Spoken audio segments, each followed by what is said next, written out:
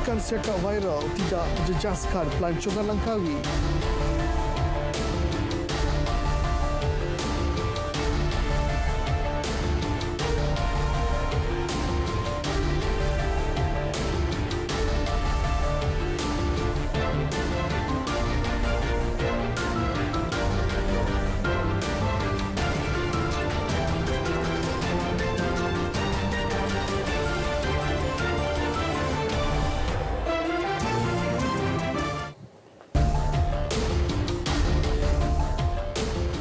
Selamat malam dan salam sejahtera. Anda bersama saya Mohan Chinasami, Berita Tengah Malam. Dua lagi tahanan yang diburu polis setelah melarikan diri dari depoh tahanan imigresen Papar berjaya ditahan. Sehingga hari ini 9 berjaya ditahan semula daripada 14 tahanan yang melarikan diri dengan merosakkan bumbung tandas dan memotong pagar pusat tahanan. Ketika dihubungi pemberita RTM, Ketua Polis Daerah Papar, Deputi Superintendent Bartolomeo A.K. Umpit mengesahkan dua lagi tangkapan dan kini masih memburu 5 suspek yang melarikan diri daripada DTI Papar awal pagi semalam. 5 lagi suspek yang sedang diburu ialah Nazwin Usman 24 tahun, Herman Bilau 35 tahun, Hussein Japar 43 tahun, Pertama 8G 40 tahun dan Tuliang Madalani 35 tahun. Dua suspek dikesan melarikan diri dengan berenang ke laut iaitu Pertama dan Tuliang. Usaha memburu kedua-dua suspek ini sedang giat dijalankan. Semua itu orang ramai yang mempunyai maklumat boleh menghubungi Ibu Pejabat Polis Daerah IPD Papar. Baik, perkembangan banjir di Kelantan. 26 penduduk terjejas banjir dari 6 buah keluarga telah ditempatkan di Pusat Pemindahan Sementara PPS di Sekolah Menengah Kebangsaan SMK Jelawat Bacok. Tinjauan ke Taman Siti Jaya, Kampung Surau Batu, Jelawat Bacok mendapati 10 buah rumah digenangi air sedalam 0.5 meter di kawasan berkenaan dan rata-rata penduduk di kawasan tersebut berpindah ke PPS. Menurut salah seorang penduduk taman berkenaan, air mulai naik selepas hujan berterusan selama 2 hari. Walaupun keadaan air tidak melimpah ke dalam rumah, namun kawasan itu terkepung menyebabkan mereka mengambil keputusan untuk berpindah.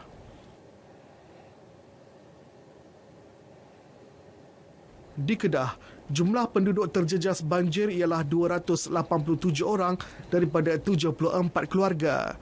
Mereka ditempatkan di 3 pusat pemindahan sementara PPS di daerah Pendang dan Kubang Pasu. Ketua Bahagian Sekretariat Jawatankuasa Pengurusan Bencana Angkatan Pertahanan Awam Kedah, Major Muhammad Muaz Muhammad Yusof berkata, di Pendang 28 keluarga masih berada di Dewan Rakan Sukan Tanah Merah. Manakala di Dewan Cendrawasih pula terdapat 18 keluarga. Sementara itu, di Kubang Pasu, PPS SK Kampung Tradisi Lembah Keriang menempatkan 24 keluarga.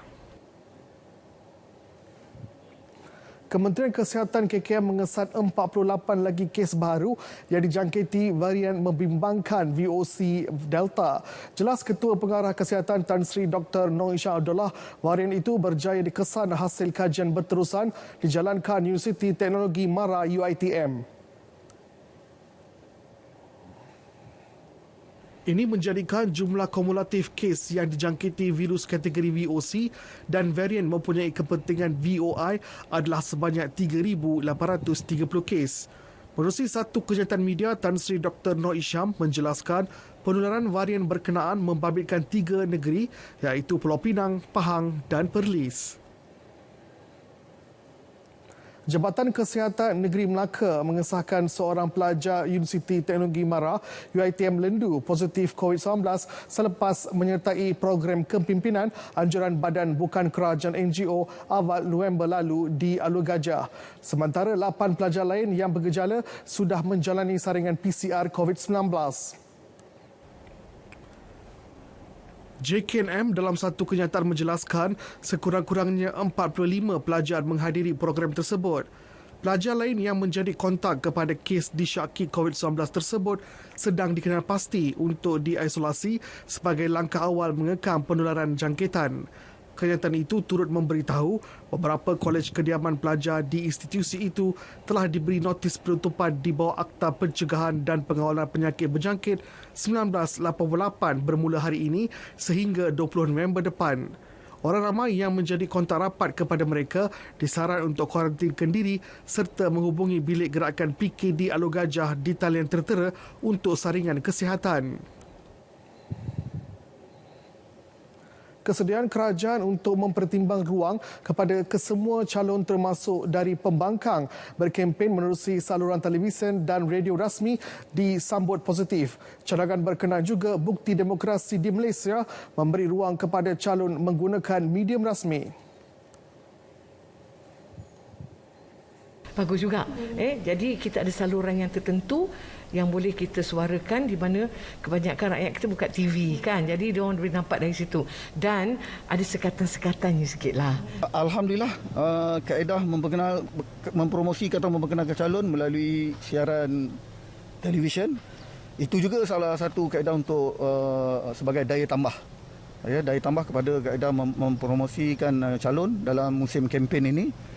Dan kita mengalu-alukanlah supaya dapat dilaksanakan segera. Jadi kita boleh menjimatkan banyak benda sebenarnya daripada kos rakyat nak beli data untuk nak dengar, nak tengok YouTube, nak tengok dalam keadaan COVID, pendapatan mereka terganggu, terjejas. Semalam Menteri Komunikasi dan Multimedia Tan Sri Anwar Musa memaklumkan perbincangan akan diadakan dan keputusannya akan diumumkan dalam tempoh terdekat. Kerajaan Negeri Melaka memerlukan peruntukan RM53 juta bagi melaksanakan 2 projek mengatasi isu banjir berulang di kawasan Sungai Putat melibatkan kolam tadahan banjir Sungai Putat. Setiausaha Negerinya, Dato' Kamil Muhammad berkata, 2 projek berkenaan melibatkan kerja-kerja pemasangan sheet pile dan meluaskan kolam tadahan. Ia akan dilaksanakan secara berperingkat selepas mendapat peruntukan daripada Kerajaan Persekutuan. Kita sedanglah approach kerajaan pusat. InsyaAllah saya yakin keadaan ekonomi kita pun akan bertambah kukuh bila kita masuk rolling plan kedua dan rolling plan ketiga sebab itu adalah hala tuju. Kita yakin bahawa ekonomi kita akan pick up selepas ini. Jadi itulah sebenarnya perancangan kita. Beliau melawat kolam takungan banjir Sungai Putat di Kampung Sungai Putat, Melaka.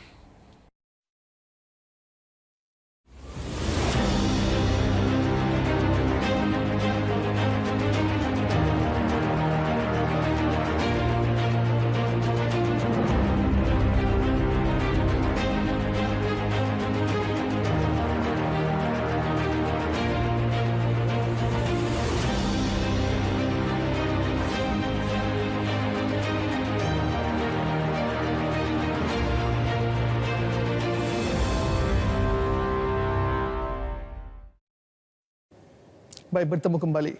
Perdana Menteri berpuas hati dengan lawatan rasmi beliau ke Indonesia dan menyifatkannya sebagai amat berjaya. Datuk Seri Ismail Sabri Yaakob pulang ke tanah air melalui lapangan terbang antarabangsa Hussein Sastra Negara, Bandung setelah mengakhiri kunjungan 3 hari ke Republik itu.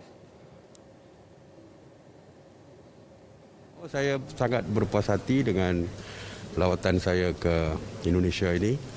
Bermula dengan di Jakarta, bermula dengan pertemuan empat mata dengan Bapak Presiden Jokowi yang kita telah pun selesaikan banyak isu yang tertunggak dan sebagainya. Dan hari ini di Bandung, di Pindad ini juga mungkin kita akan mencapai sesuatu yang baik untuk kedua-dua negara. Dari segi kerjasama dalam bidang pertahanan, industri pertahanan. Kemuncak lawatan rasmi 3 hari Perdana Menteri ke Indonesia adalah bertemu dengan Presiden Joko Widodo di Istana Bogor. Antara yang dicapai menerusi perjumpaan tersebut adalah persetujuan kedua-dua negara melaksanakan koridor perjalanan melalui aturan koridor perjalanan TCA atau laluan perjalanan vaksinasi BTL. Kesepakatan itu menjadikan Indonesia negara kedua selepas Singapura yang melaksanakan aturan tersebut dengan Malaysia. Selain itu, Malaysia-Indonesia memeterai 2 memorandum persefahaman MOU sebagai satu lagi tanda hubungan baik yang lama terjalin. Perjanjian mengenai kerjasama dan bantuan bersama dalam perkara kastam dicapai buat pertama kalinya, manakala MOU bidang pendidikan diperbarui setelah 12 tahun tertunggak. Selain itu, 4 MOU dan perjanjian turut dimeterai oleh sektor swasta kedua-dua negara bernilai $3.1 bilion Amerika. Kunjungan ke Indonesia merupakan lawatan sulung Datuk Seri Ismail Sabri ke luar negara sejak mengambil alih jawatan Perdana Menteri pada 21 Ogos tahun ini. Dasar industri pertahanan dan keselamatan negara akan lancarkan dalam tempoh 1 atau 2 bulan lagi. Justru Perdana Menteri Datuk Seri Ismail Sabri Yaakob berkata ia bertepatan dengan kerjasama yang mungkin bakal terjalin dengan Indonesia dalam bidang berkaitan.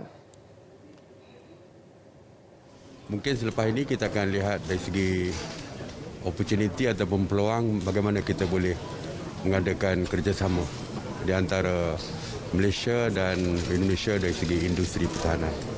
Ya, kerana salah satu fokus MINDEF dalam pertahanan kita adalah untuk memperkasakan industri pertahanan kita. Dan kita akan lancarkan dasar industri pertahanan yang kita jangka mungkin 1-2 bulan lagi. Jadi bertepatanlah lawatan ini untuk kita lihat bagaimana kita boleh kerjasama dengan pihak Indonesia dari segi industri pertahanan. Dasar industri pertahanan dan keselamatan negara yang sedang digubal akan menyediakan hala tuju menyeluruh dalam mengurangkan kebergantungan aset dan peralatan dari luar negara. Menurut dokumen rancangan Malaysia ke-12 yang dibentangkan Perdana Menteri September lalu, dasar itu antara lain memberi tumpuan kepada pembangunan produk dan perkhidmatan selain pembangunan bakat. Sementara itu, Datuk Seri Ismail Sabri berkata, satu perjanjian pertahanan bakal dimeterai antara Malaysia dan Indonesia dalam masa terdekat. Menerusinya, usaha sama syarikat-syarikat industri pertahanan tempatan kedua-dua negara akan dipertingkatkan. Ia kini dalam perbincangan teliti oleh Menteri Pertahanan Datuk Seri Isyamuddin Tun Hussein dan rakan sejawatannya Prabowo Subianto. Usaha memperkasakan koperasi sekolah di seluruh negara bagi memberi pendedahan dan melahirkan budaya keusahawanan dalam kalangan pelajar. Budaya keusahawanan ini perlu dibentuk di peringkat sekolah dan koperasi merupakan platform terbaik untuk menerapkan budaya dan nilai-nilai keusahawanan ini. Menteri Pembangunan Usahawan dan Koperasi Tan Sri Nur Omar berkata, usaha itu akan dilakukan bersama Kementerian Pendidikan untuk membuat perancangan bagi memperkasakan koperasi sekolah. Saya akan minta SKM untuk gerakkan kerana hasrat kita untuk melahirkan semangat budaya usahawan ni, budaya keusahawanan ni memang sepatutnya bermula daripada sekolah. Jadi kalau daripada sekolah dia dah ada semangat untuk menjadi seorang usahawan, maka dia punya budaya nak makan gaji itu dah jadi soalan yang kedua. Tan Sri Nur Omar merasmikan program pembelajaran Negeri Selangor 2021 di Shah Alam, Selangor. Menerusi program itu, Kementerian Pembangunan Usahawan dan Koperasi menerusi Yayasan Bank Rakyat memberi tajaan RM300,000 kepada 10 pejabat pendidikan daerah di Selangor bagi pelaksanaan inisiatif tersebut.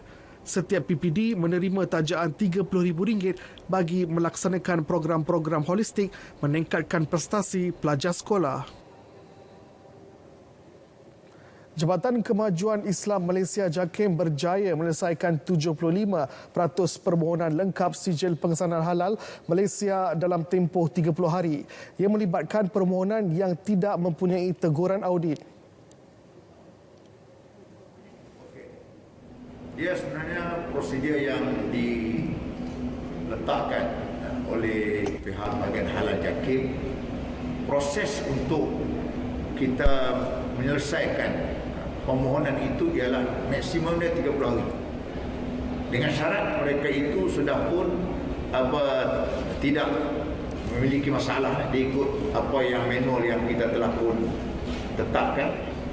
Dan setakat hari ini yang aktif seramai 7,498 orang.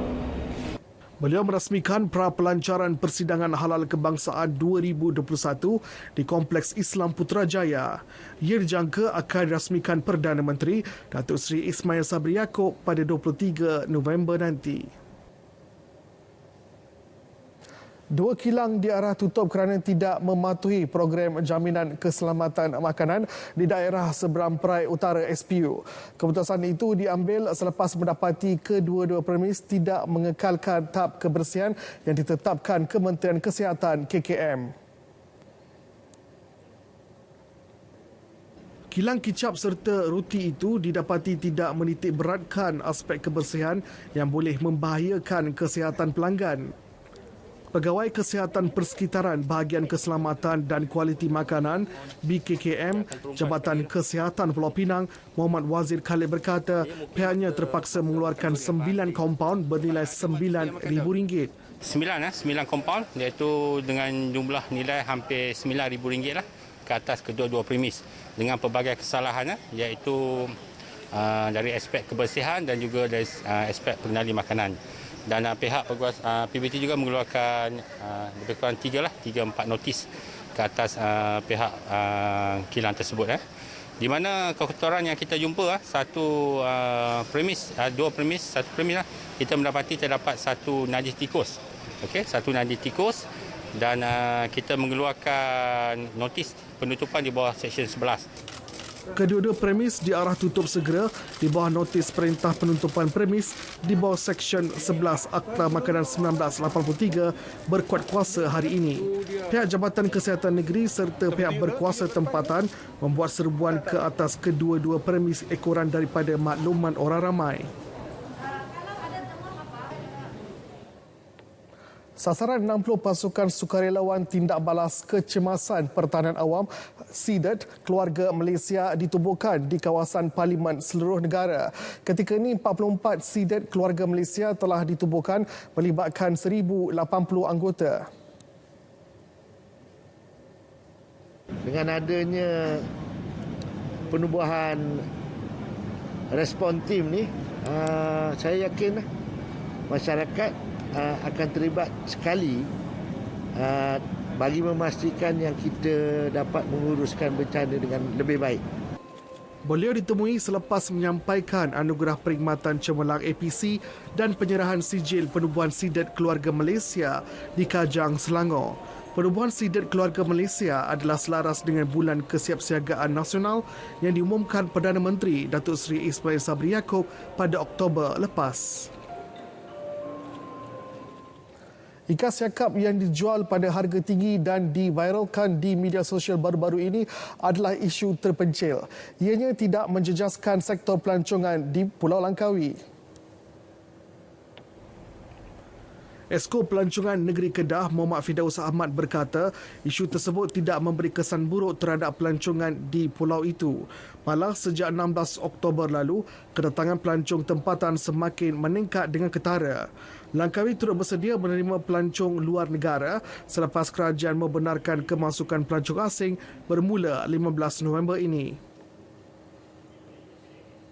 Sekarang ni peningkatan pelancongan telah pun meningkat dengan begitu ketara dan KPI kita pun telah capai. Sekarang ni kita telah pun beralih kepada di belah Tanah Besar. Berlaku beberapa insiden untuk merencatkan kemasukan pelancong, merencatkan keseronokan melancong di Langkawi apabila ikan siakap lah dan sebagainya. Tapi ini sebenarnya tidak memberi kesan yang buruk ataupun Langkawi menerima impak yang besar daripada isu-isu seperti ini. Beliau menyatakannya selepas sambutan Hari Belia Negara peringkat negeri Kedah di Alustar. Muhammad Firdaus turut menasihatkan pelancong yang datang ke Langkawi supaya memilih restoran yang menawarkan kadar harga berpatutan. Lembaga Pemasaran Pertanian Persekutuan Farma Terengganu beri jaminan orang ramai akan mendapat bekalan barang mentah termasuk ikan dan sayuran segar meskipun sepanjang musim tengkujuh. Pengarah Famah Negeri Cik Gani Cik Wan berkata terdapat 12 pasar tani dan 77 outlet Famah akan membekalkan pelbagai barangan keperluan. Dari segi rantaian bekalan, walaupun masih terkujur, tapi kebanyakannya peniaga-peniaga kita, peniaga di outlet kita ni, dia ada networking bisnes mereka tu dengan pemborong-pemborong di luar Kuala Lumpur, di luar negeri Terengganu. Jadi mereka tak ada masalah untuk mendapat bekalan pada luar lah, untuk masuk ke Terengganu. Beliau ditemui selepas program Walkabout My Rakyat sempena labu street food di Pasar Tani Hiliran Kuala Terengganu yang dirasmikan Pengarah Pertanian Negeri Zulkifli Amin. Pelbagai makanan berasaskan labu diperkenalkan kepada pengunjung pasar tani. Ia secara tidak langsung membantu mempromosikan labu manis yang merupakan antara tanaman utama Terengganu. Jabatan Penyiaran Johor FM komited jalin kerjasama dengan pelbagai agensi kerajaan di negeri itu menerusi pelbagai rancangan radio dan program RTM di lokasi tahun depan. Ia bagi memastikan penyampaian hikmat awam berkesan dan terus relevan dengan situasi semasa. Pengarah Penyiaran Johor Ramli Johari berkata, penyampaian mesej kepada masyarakat juga perlu kreatif seiring dengan era pendigitalan yang semakin berkembang pantas. Yang kita rancang ni adalah program-program di ATM di lokasi, misalnya itu tadi. Mana pelaksanaannya adalah pada tahun 2022 lah, tahun depan. Tapi ini merupakan perancangan awal. Sebab saya, bila kita nak buat sesuatu, kita kena plan awal. Persiapan kena buat awal, bermakna sampai masa kita terus on. Beliau menyatakan selepas kunjungan hormat kepada Ketua Polis Johor, Datuk Hayub Han Maidin PJ di Ibu Pejabat Polis Kontijen Johor, Johor Bahru. Beberapa program turut dipersetujui untuk dilibatkan bersama termasuk RTM di lokasi, segmen Bual Bicara di Johor FM dan Community Policing Polis Diraja Malaysia PDRM.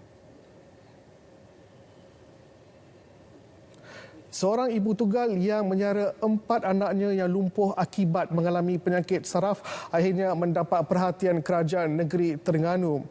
Ibu tunggal Rosnani Saleh 62 tahun dari kampung Bukit Kuang ke Maman sebelum ini terpaksa membanting tulang 4 kerat bagi menyara 4 anaknya yang lumpuh sejak 12 tahun lalu.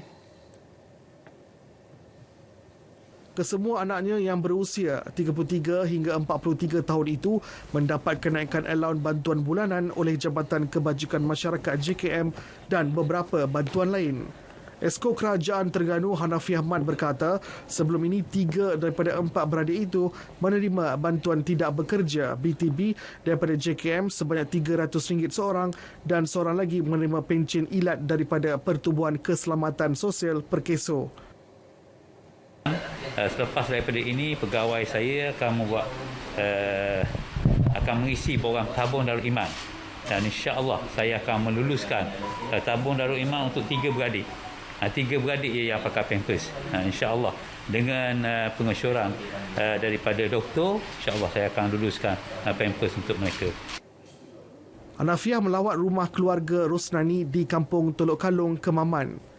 Sementara itu, menurut Rosnani, suaminya meninggal dunia 12 tahun lalu akibat penyakit saraf dan tidak lama selepas itu, kesemua anaknya secara tiba-tiba diserang penyakit sama ketika berusia 20-an. Dan macam penyakit ni dia mari dan tak sedar dia dalam kerja je. Dan dalam kerja tu, dah sudah jadi, tak harga jadi ni, dah nak jalan, jadi lembek gitu. Masa tu lah. Ya? Suka juga nak jaga dia saat ni apa gitu. Tapi sudah tak ada orang ni. Ada semangat. Sebab orang gitu lah. Kekuatan untuk dia nak jaga dia ni. Kita belakalah jaga dia semua. Rosnani bersyukur atas keprihatinan Kerajaan Negeri Terengganu yang bersetuju menaikkan kadar bantuan. Rosnani berharap 4 anaknya itu suatu hari dapat berjalan dan menguruskan diri sendiri.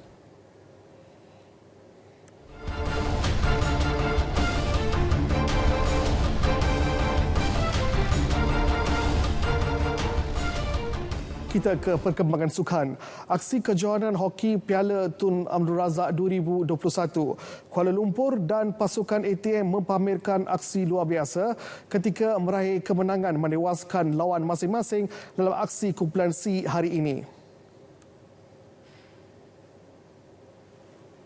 Dalam perlawanan tersebut, Kuala Lumpur mempamerkan kebangkitan selepas ketinggalan 1-4 bagi menamatkan perlawanan dengan kemenangan 5-4. Saingan yang berlangsung di Padang 1, Stadium Hoki Nasional Bukit Jalil itu menyaksikan gol kemenangan Kuala Lumpur dijaringkan oleh Muhammad Syamin Muhammad Yusof pada minit ke-49 hasil gol Padang. Kemenangan itu membolehkan juara 19 kali berkenaan mengungguli kumpulan C dengan 6 mata. Sementara itu, dalam satu saingan, kumpulan C menyaksikan ATM memulakan kempen dengan kemenangan selesa 3-1 menewaskan Kelantan. Gol awal ATM hadir pada minit ke-37 menerusi Muhammad Sufian Masrum sebelum Muhammad Luqman Fauzi menyentap kegembiraan ATM menerusi gol pada minit ke-40 buat Kelantan. ATM bangkit kembali menguasai perlawanan dan memastikan 3 mata penuh menerusi 2 gol daripada Muhammad Irfan Haikal Abdul Rahim dan Muhammad Yazid Yahya di penghujung babak kedua.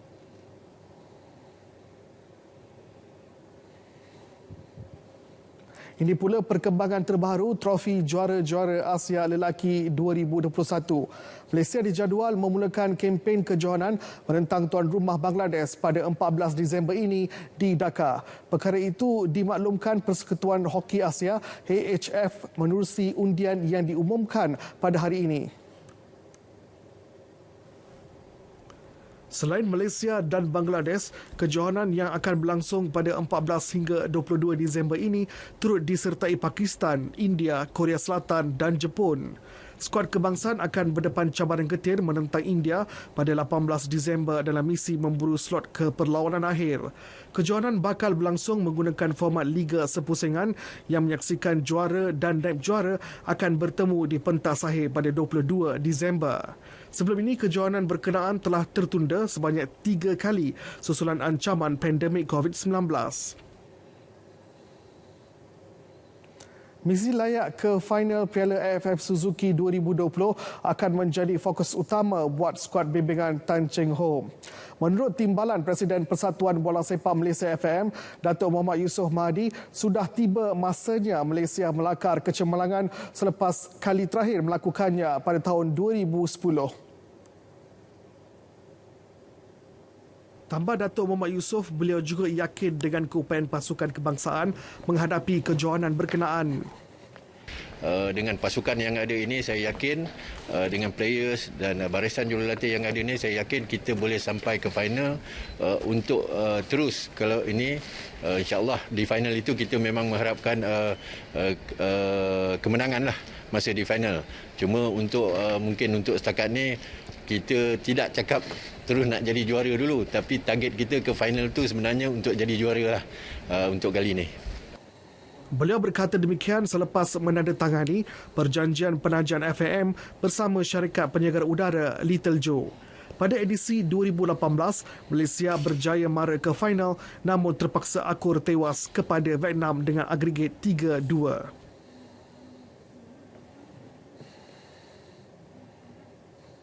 Baik, berita tengah malam berakhir di sini. Kekal jaga SOP. Lindung diri, lindung semua kerana kita keluarga Malaysia. Yang sahih di Berita RTM. Saya Muhammad Cina Sami. Selamat malam.